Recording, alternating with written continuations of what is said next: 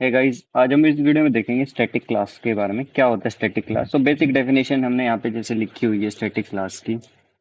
तो जैसे इसमें लिखा हुआ है, the C sharp static class is like normal class but it can not be instantiated. इसका मतलब ये होगा कि जो हमारी स्टैटिक क्लास है वो बेसिकली नॉर्मल क्लास की तरह ही है, यूज होगी, बस उसका जो है हमारा ऑब्जेक्ट्स क्रिएट नहीं हो सकते। जैसे नॉर्मल क्लास के हम ऑब्जेक्ट्स क्रिएट कर सकते हैं, ऑब्जेक्ट्स के हेल्प से हम उसके फंक्शंस को, जो मेथड्स हैं उनके वेरिएबल्स, उनको यूज कर सकते हैं। बट इसमें ऐसा नहीं होगा, इसमें डायरेक्टली बिना ऑब्जेक्ट के हम उसके मेंबर्स को एक्सेस कर सकते हैं।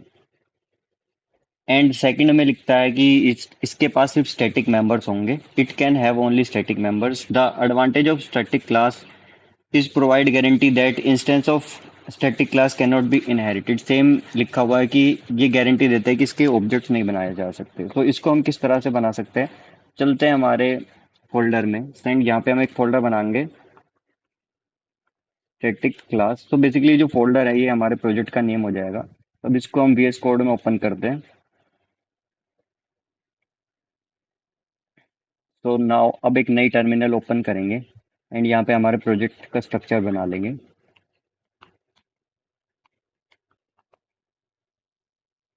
ये होगा कंसोल। ठीक है, तो ये हमारा प्रोजेक्ट का स्ट्रक्चर है। अब इसमें फटाफट से हम इसकी बॉडी बना लेते हैं।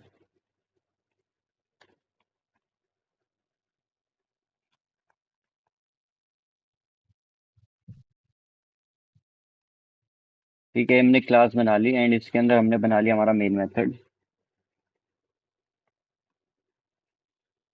ठीक है, तो अब हम क्या करेंगे, हम एक क्लास बनाएंगे अलग से। ठीक है, वो होगी स्टैटिक क्लास।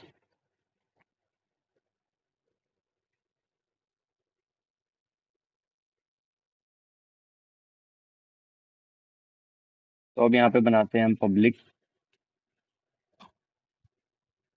काम करते हैं, हम इसका नाम रख देते हैं SC। और हम इस क्लास का नाम रख देंगे स्टैटिक क्लास। ठीक है, ये अब मैं बेसिकली डिनोट कर सकता हूँ। अब क्या होता है कि जो स्टैटिक क्लास है वो सिर्फ हम इसके अंदर हम स्टैटिक वेरिएबल्स को बना सकते हैं। लाइक अगर मैं लिखूँ int a is equal to 10। ठीक है, हम इस तरह से इसको नहीं कर सकते, ना हम इसे यूज कर पाएंगे। सो हम देखते हैं अब इसमें।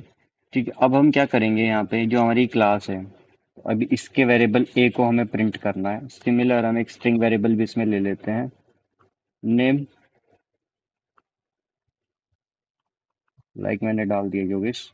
ठीक है, अब हम क्या करेंगे, यहाँ पे इनको सिंपल हम प्रिंट करवा लेंगे।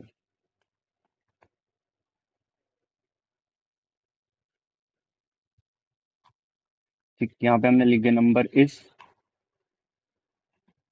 एंड अब हम क्या करेंगे, हम लिखेंगे हमारी क्लास का नाम स्टैटिक क्लास डॉट ए। ठीक है, सेम हम इसकी तरह यूज करेंगे, console डॉट राइट लाइन कर देंगे,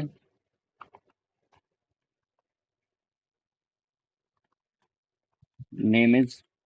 एंड हम सेम हम इस क्लास का फिर से नेम लिखते स्टैटिक क्लास डॉट नेम। ठीक है, अभी ये एरर देते हैं। ठीक है, ये देखो, ये बोल रहे हैं कि अभी ये बोल रहे हैं कि ये प्रोटेक्शन में है, इनएक्सेसिबल है। ठीक है, इनको बना देते हैं हम पब्लिक।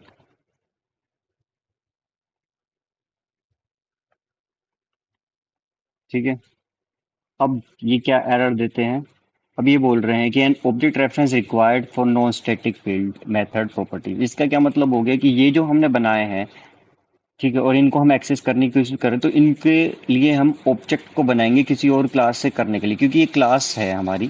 ठीक है, ये वाली। और ये एरर इसलिए आ रहा है क्योंकि हम इसको एक्सेस करने की कोशिश कर रहे हैं और हम डायरेक्ट इसको ऐसे एक्सेस नहीं कर सकते, इसे एज अ स्टैटिक नहीं है। तो हम इसको बना देंगे स्टैटिक क्लास। ठीक है, क्योंकि हमें इसका ऑब्जेक्ट नहीं बनाना। ठीक है, ऑब्जेक्ट बनाना होता तब इसे इस तरह से हम यूज करते। ठीक, अब इसको स्टैटिक क्लास बना दिया हमने। ठीक है, अब सेम स्टैटिक बना दे तो इनको भी हमें स्टैटिक बनाना पड़ेगा ना, इसके सारे के सारे वेरिएबल्स को, जैसा हमने डेफिनेशन में पढ़ा था। देखो, ये पहला ठीक हो गया, स्टैटिक। सेम दूसरा भी यहाँ पे अब एक्सेस हो सकता है। अब इस प्रोग्राम को हम कर देते हैं रन।